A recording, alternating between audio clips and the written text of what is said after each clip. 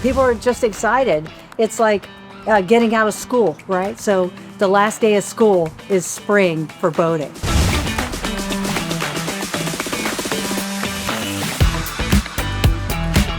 Who would want to take downtime from boats? Like, I don't care where you are on the planet, I would always be on a boat. The state of Florida is surrounded with water.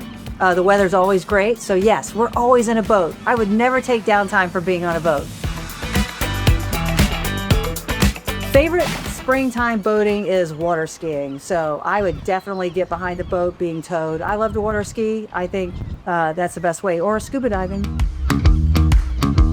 Tips for spring boaters who are new to boating would be make sure that you know how to get on and off the dock, that you know how to emergencies, use your VHF radio. Please don't forget that. Learn how to talk on that radio, how to ask for help, what station to monitor on that VHF radio, and make sure you have one designated person on board to help you help others in case there's an emergency. And don't forget, have fun while you're out there.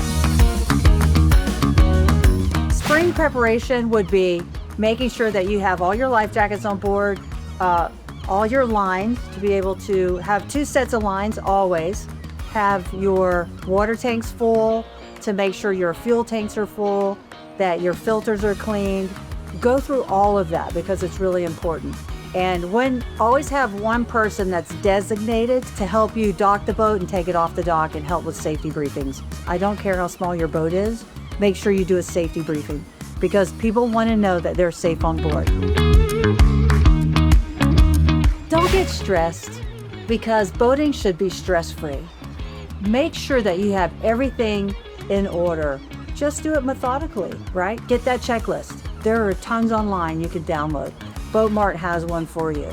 So make sure you get that checklist pre-departure, pre-arrival. Do not stress before you leave the dock because it is about having fun.